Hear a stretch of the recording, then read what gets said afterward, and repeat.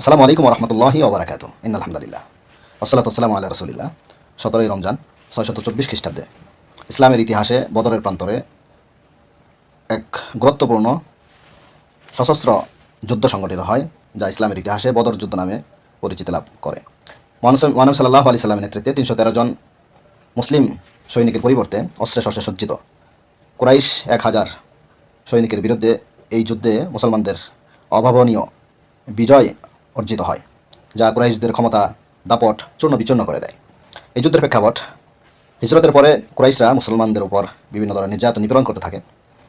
আর তাদের একটি কাফেলা, ব্যবসায়িক কাফেলা, যা মক্কা থেকে সিরিয়ার পথে যাত্রা করে আবু সুফিয়ানের নেতৃত্বে, রাসূল সাল্লাল্লাহু আলাইহি সাল্লাম তাদের এই অর্থনৈতিক ভিত্তি ধ্বংস করবার জন্য এই কাফেলাকে প্রতিরোধ করবার চিন্তাভাবনা করেন।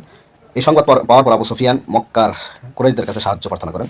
সংবাদ পাওয়ার সাথে সাথে আবু জেহেলের নেতৃত্বে প্রায় 1000-এর বিশাল বাহিনী, অস্ত্রশস্ত্রে সজ্জিত প্রায় 100 ঘোড়া এবং 700 উটের এক বিশাল বাহিনী নিয়ে তারা মদিনায় আক্রমণ করার প্রস্তুতি নেয়। পক্ষান্তরে মুসলমানের নবী সাল্লাল্লাহু আলাইহি ওয়াসাল্লাম 313 জন মুজাহিদ, যাদের ছিল মাত্র 70টি ঘোড়া, 70টি উট এবং 2-1টি ঘোড়া, এই নিয়ে বদরের প্রান্তরে উপস্থিত হয়।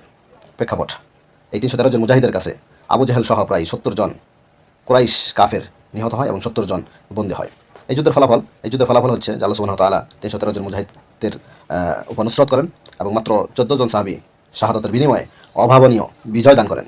এই বিজয় মদিনাকে একটা আলাদা রাষ্ট্র হিসেবে পরিচয় দিতে সক্ষম হয় এবং এটা কাফেরদের যে অহংকার, যে দাপট ছিল, সেটা চূর্ণ বিচ্ছিন্ন করে দেয়। আল্লাহ সুবহানাহু ওয়া তাআলা মুসলমানদের প্রথম যুদ্ধ বদরের প্রান্তরে আসমান থেকে ফেরেশতা নাজিল করে এই বিজয় দান করেন। সুবহানাল্লাহি ওয়া বিহামদিহি সুবহানাল্লাহিল আযীম।